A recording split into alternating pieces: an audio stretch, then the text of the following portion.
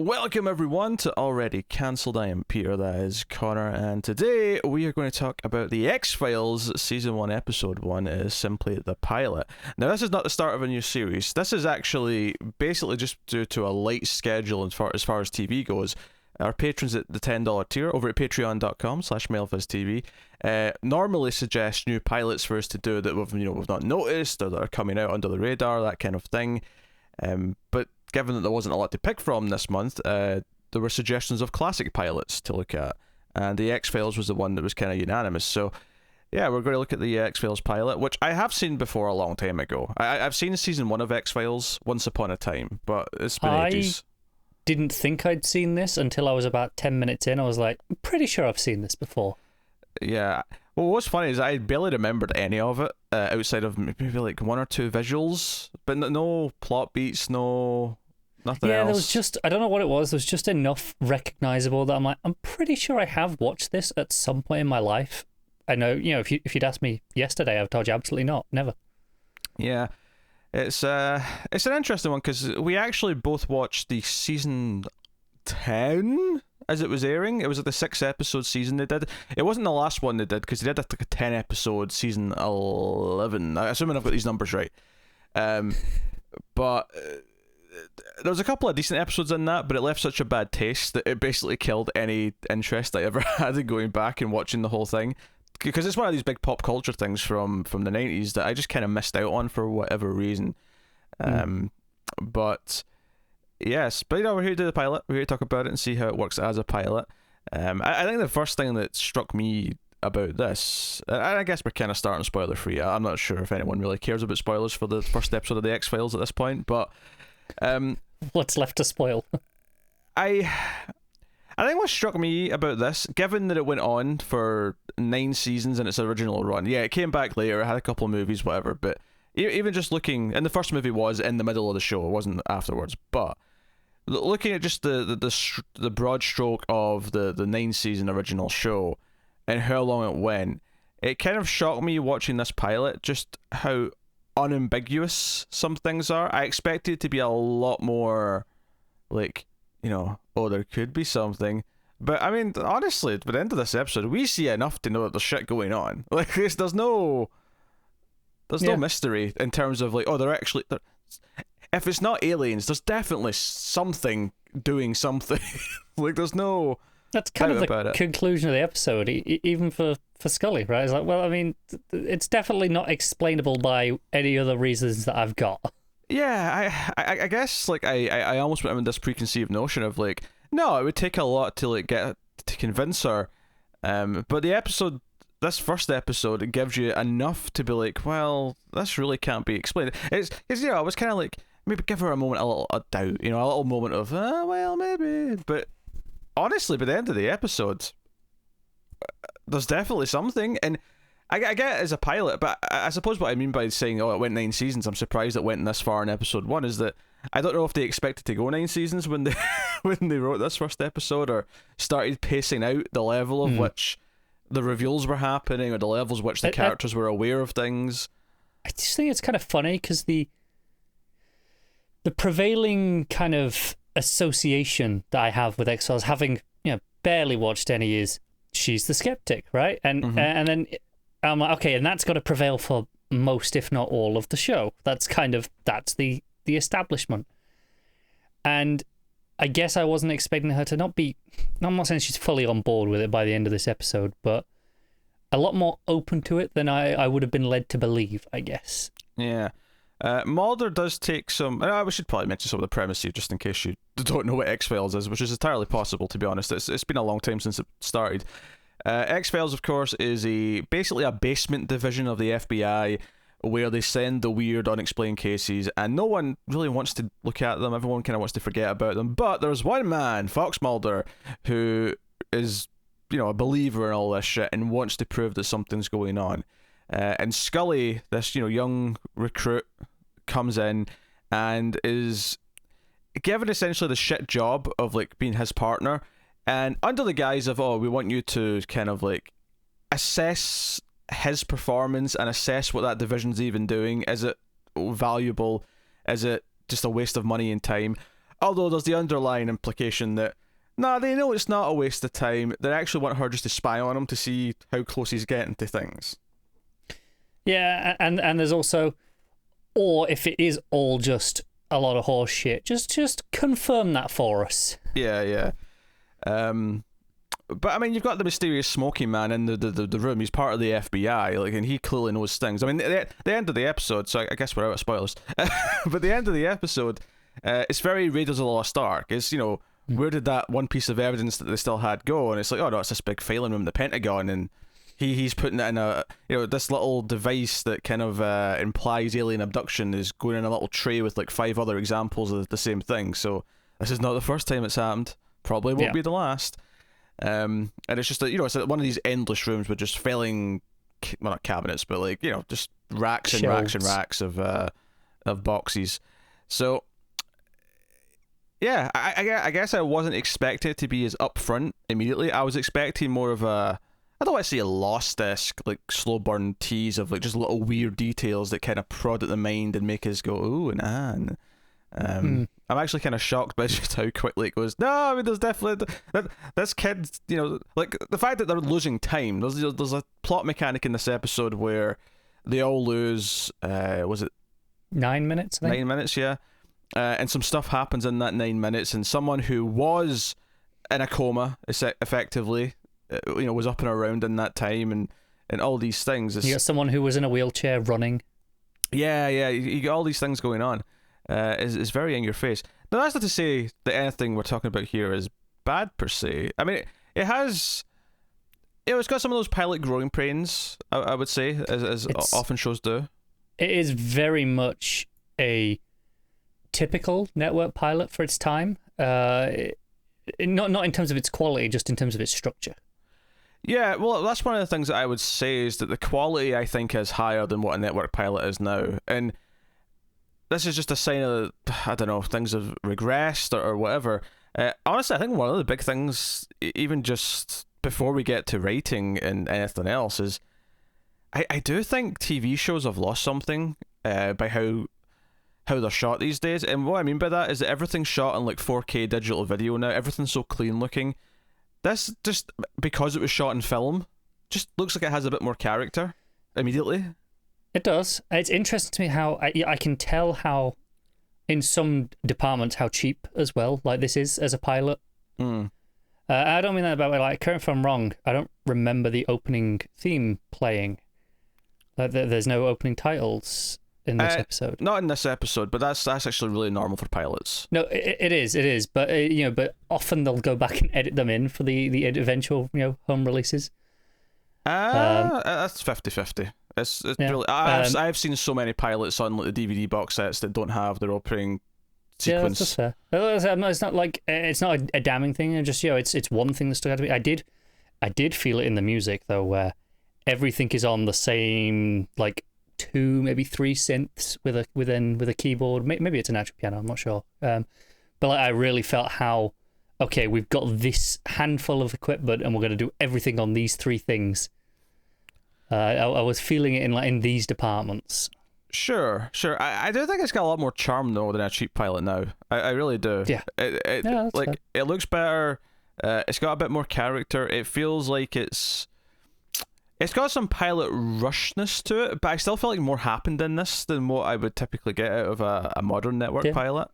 Yeah, and you said when maybe things have regressed. The quality. I think it's something we've kind of hit on before. Is that back when this was being made, there wasn't a lot of like premium cable options. There wasn't Netflix and Amazon Prime. So which now those are the places with the budget that can attract the top tier talent. So that's why they're producing, as a rule, generally better content. Yeah. The actual mystery of the episode, there's a body turns up in, I think it's Oregon. There's a town in Oregon, and it's got the body's got a couple of mysterious marks on the victim's back, but it's kind of mysterious how she died. It turns out it's the 4th death of the same like graduating high school class from 1989. Because keep in mind this episode, of course, came out in like 1993, and there's a lot of like year in place, like titles coming up at the bottom saying, "Hey, this is Oregon, this date, 1992, whatever." And Mulder and Scully go in. The case was kind of forgotten about, not for too long, obviously, because it's still relatively contemporary, but Mulder digs it up because he sees all these signs and warnings, and they go in, and whatever they do, there seems to be a conspiracy to try and cover everything up. Something outright destroys all their evidence and like burns the it's like the coroner's office that has like the body they exhumed of the previous victim, which looked very deformed and almost alien-esque, one might say. Yeah, definitely. And a lot of it's them trying to, and some of it's kind of explained by the end. You know, the sheriff dad who keeps getting in their way. It turns out that his son is the one who's in the coma, and it's like he actually kind of suspects that his son's responsible for these killings. He's so kind of covering for him. Yeah. So there's little elements like that, and I do appreciate that it teases things like, so early on in the episode when we see the woman who is later found in the woods dead, we see this bright light, right? And it's the classic like alien abduction light coming through all the trees and all that. Later on, when Mulder and Scully are looking around the forest for evidence, we get a similar kind of moment with the light, but it's a fake out. It turns out just to be like a truck with big, the big lights. It's the sheriff coming to like scare them off and whatnot. But I appreciated them kind of like, oh, they gave us something that looked equally as alien as before, but no, it's just this. It's a smart way of playing with the tropes. Yeah. I appreciated that, I think. I will say Mulder, obviously he's the one that's meant to be all in, and there's times where I think he comes across all right. I think the first scene with him and Scully when she goes out of the basement is pretty solid, and kind of them sparring a little bit verbally about what they believe, and he just outright says at one point, "Do you believe in extraterrestrials?" And she says no, and explains that like the given how distant galaxies are and planets are, like the technology and the type of ship and the speed that would have to travel to get here, which I would point out is not denying the existence of extraterrestrials, it's just denying that extraterrestrials have ever visited Earth. There's a difference. No, there is, and I think it's a fair distinction to make as well. And and again, it's important. The context here is this is a department where he's convinced this is what he's dealing with. So it's not that she's saying, "Oh, they don't exist." It's that they're not causing this. It's kind of the answer to her. Is the way she's answering it. Yeah. No, that's fair. A bit later on, when he kind of jumps to, "Oh, the kid in the coma is the one doing the murders," he kind of just blurts that out when they're out in the rain, and I'm like, "Wait, how did you jump to that?" There's a couple of times where he's a bit too eager to believe. I think where like with the deformed body, he's like, "Look at it. It doesn't look anything like him." And she's like, "Well, I mean, it could be a chimpanzee, some sort of orangutan maybe, and he's like, well, can we run tests? And she's like, yeah, we can. And that's a fair question, but he's really ready to just write off any other explanation a bit too easily. Yeah, and we find out that the reason why he's so kind of obsessed with this is that his sister disappeared when he was young, and he suspects that it was an alien abduction of some kind. What's funny about this is that they kind of like mention that he was this decorated analyst, he was great at criminal psychology, that kind of thing, but then things changed and he became obsessed with the X-Files, which to me, like, I was intrigued because I was like, oh, what happened? It changed. But the actual story about his sister was when he was young, when he was a kid, so I assume it was more just he discovered the existence of the X-Files department, and that's when he kind of was like, oh, I could be doing that. And that's when he switched gears, maybe. Yeah, and again, going with the fake outs, there's a moment where after they've been in the woods and Gillian Anderson's like, get in the motel and she's getting changed and she sort of like feels some marks on her back and she rushes to Mulder and it's like, can you check this? Please check this. And he's looking at these like 3 dots, and it's not exactly like the ones we saw because the ones we saw before were always 2. And he just kind of smirks and says, it's just mosquito bites. And she's so relieved that it's like, hey, you're starting to believe something because you're relieved that that's not what the body had. Yeah, I really like that scene, actually, because it's just, it's not that she's all in on it, but just the doubt, the possibility has made her afraid. And I do like that. Although, why is he just wandering around with candles in his house and no lights? Like, what century does he live in? Motel room, not house. I mean, sure, whatever, but still, like, why candles? Well, it implied to me the power was out. Oh, fair enough. I hadn't got that. I just thought it was being weird. I mean, I could be wrong. I mean, maybe he just likes candles. He's a sensual dude. He likes to relax with some candles. Yeah. Yeah, that's possible. Easier on the eyes, I guess. I don't know. And honestly, this is the only moment as well, because she has to obviously like sort of take her bathrobe off and she's in her underwear. This is the only moment in the episode where it kind of even teases remotely that there was a sexual attraction, or there could be a romantic element to this at some point down the line.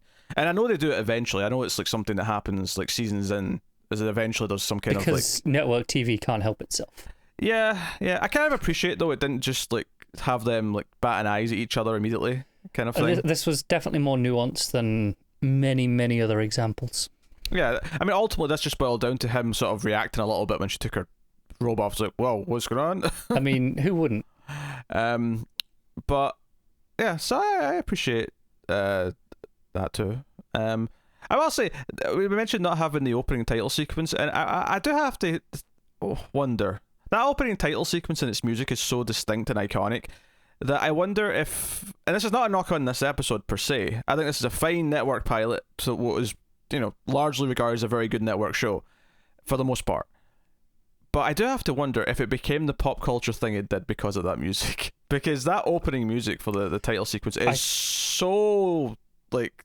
Oh, I think it definitely helps. There are definitely examples of that all across TV history, and movie history as well, where without certain pieces of music, certain themes, it's like, does it have the lasting impact? Does it have the becoming the pop culture sensation that it does? I mean, I don't know.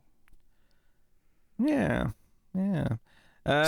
It's tough to answer, I think, but I mean, there's enough in this episode to go, okay, I understand why people were like, oh, I'm going to stick around for more of this.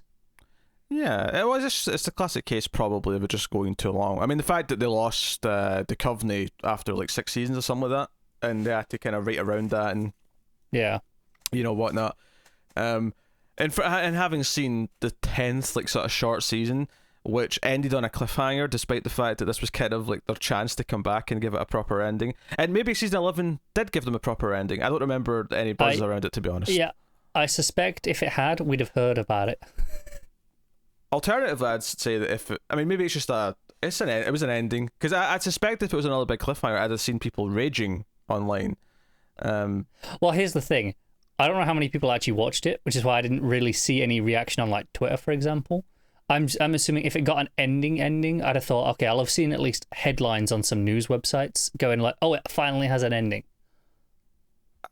Maybe. I don't know. That feels very fairly...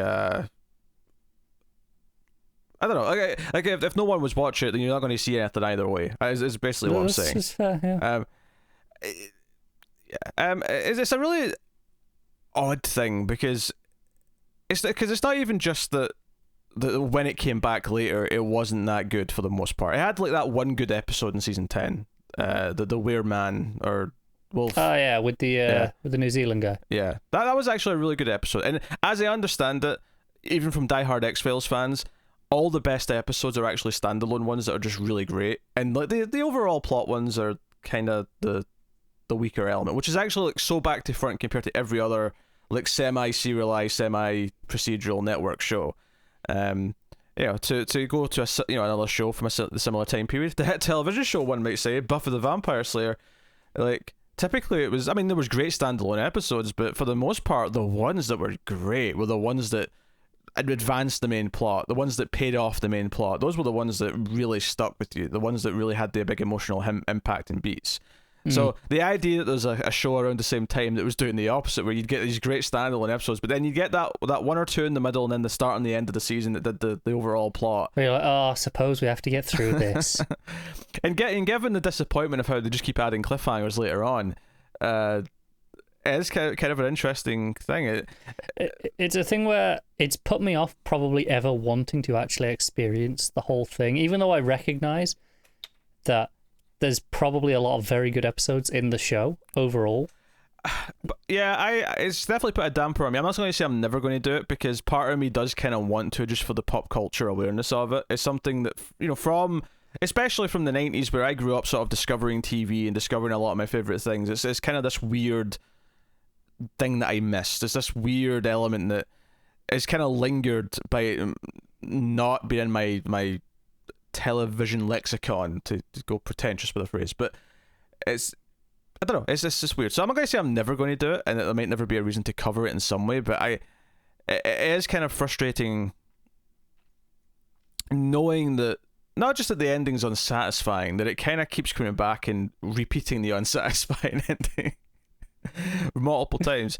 But as I understand it, there was several seasons that people, really loved and really get into, and people have fond memories of the show. Watching it now, there's some 90s cheese there, but there's also a bit more character than I'd say modern pilots have, and a lot of modern network shows have. Definitely. To say that. I think just focusing on these two characters, their chemistry, the performances for the most part, really good. Pretty good, yeah. It's almost weird to compare it to Lethal Weapon, but it kind of is in a weird way, where you've got Mulder's the Riggs, because in Lethal Weapon, like, they're worried he might be suicidal, and Murtaugh's constantly like, oh god, like, please don't let today be the day that he gets me killed. And there's a moment in this episode where after the radio freaks out, it's later on where they lose time. It's at the same spot where they lose time, and I guess the episode's kind of implying that that's like the boundaries of where this bubble is, where they're going to affect time, as in, that's maybe like where the edge is or something like that. I assume so, yeah. Yeah, but when they first pass through that part of the road and the radio acts up and he gets out and he just, without saying anything, he just grabs some spray paint and he just puts an X on the road for later, to just in case it comes back up or this location becomes important. And the whole time Scully's just looking at him like, this guy's a nut job. And all I could think about was in Lethal Weapon when Murtaugh keeps looking at Riggs and doesn't trust him yet, and just thinks that he's been paired with this wild card who might get him killed. There's a bit of that dynamic. I can kind of see where you're coming from, yeah. Yeah. I mean, Gillian Anderson doesn't walk around going, I'm too old for this shit. She probably does now. Possibly, no. She definitely did in whatever the last season was. Oh yeah, I'm sure in season 11 she was running around going, I'm too old for this stupid X-Files shit. Why am I still doing this? She's all dignified playing Thatcher now. Yes. I suppose she's in that, yes. Yeah. The last thing I saw that she was in was that other Netflix show, Sex Education. She's like the sex therapist mum. Oh yeah, I forgot about that one.